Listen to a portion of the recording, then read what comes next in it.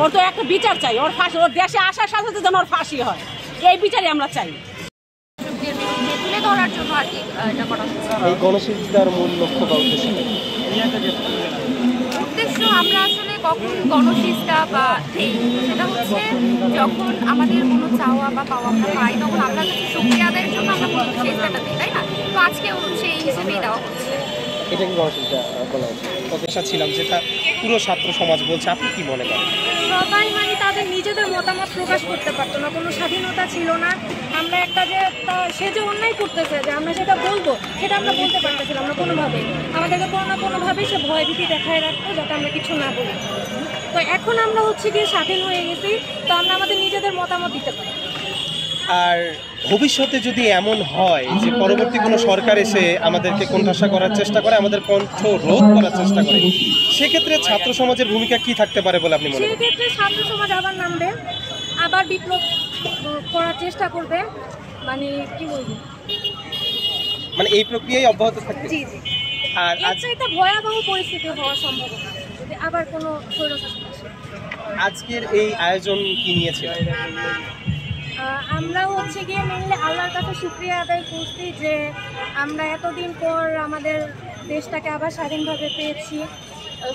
স্বৈরাচারী সরকার আমাদের মধ্যে থেকে চলে গিয়েছে, তো এই জন্য আর কি শুকরিয়া আদায় করার জন্য এই ওইরা ও তো পালাইছে, ও তো পালাতে এখন আবার আসতে চাইতেছে না।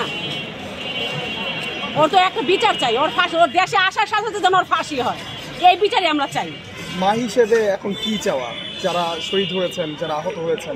যারা শহীদ হয়েছে, আহত হয়েছেন, এই যে আমার যে চাওয়া, আমার চাওয়া বলতে তেমন কিছুই না। আমি ধন চাই না, সম্পদের কিছু না। যেহেতু আমার সন্তান আমার বুকে এখনো আছে, আমার ধন সম্পদ আমার সব কিছু আমার বুকে এখনো আছে। আমি তো এরকম মাসে সাহায্য চাই না, সরকারি তো সাহায্য চাই না। সাহায্য বলতে এটাই, আমি যেহেতু আমার ছেলের জন্য সুবিচার পায়, এই সুবিচারটুকু আমরা চাই। আপনার নাম বলবেন, আপনার ছেলের নাম? আমার নাম হচ্ছে মাকসুদা, আমার ছেলের নাম হচ্ছে মোহাম্মদ ইহসান। কোন ক্লাসে? ও এসএসসি দিয়ে মিরপুর কলেজে ভর্তি হয়েছে। করছি আজকে আমি শয়ে শয়ে হাজার হাজার টাকা আমি জানা কেন হইলাম, কার জন্য হইলাম? এই খুনি হাসার জন্য তো হইলাম। সরকার তো সহযোগিতা করার কথা বলছে না, ও কোথায় সরকার সহযোগিতা করতেছে? ও তো পালাইছে। অবশ্যই করবে, এই সরকার অবশ্যই করবে। কারণ এই সরকারের যে এই সরকার আসার কারণে তো ছেলেরা এত পরিশ্রম, এত খাটনি, এত কিছু, এটা তো বিফলে যাবে না ইনশাল্লাহ। এটা বিফলে যাবে না, এটা কোনো দিন এটা বিফলে যাবে না। আজকে আমার ছেলে অ্যাক্সিডেন্ট হওয়ার পরে এই যে ছবিগুলা এগুলা করার পরে তোর এগুলা করলো কেন? করলে খুনি হাসিনা, আমরা যে ভোটার, আমরাই তো খুনি হাসিনার, তো আমরাই তো পাঠাইছিলাম। হাসিনার বিচার চাই চাই চাই, খুনি হাসিনার বিচার চাই। কেন করলো খুনি হাসিনা? আজকে এই হাসিনার জন্য আমি একটা কর্মজীবী নারী, আমার কর্ম নেই, আমার স্বামীর কর্ম নেই, কেন নাই? আমার ছেলে অ্যাক্সিডেন্ট হওয়ার পরে প্রত্যেকটা কাজে থেকে বের করে দেওয়া হয়েছে যে তোমার ছেলে ছাত্র ছিল, তোমার ছেলে ছাত্রের সাথে যোগ দিচ্ছে, এই কারণে তোমাদের কাজে রাখা যাবে না। কেন করলো এই কাজটা? কেন করলো? এখন কার কাছে যাবো আমরা? কাজ করবো, এখন আমার সংসার চলে না।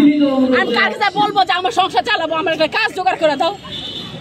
এখন এই সরকার যদি আসছে, ইনশাল্লাহ এই সরকারের কাছে আবেদন আমরা আসি, আশাবাদী আছি যে এই সরকার অবশ্যই আমাদের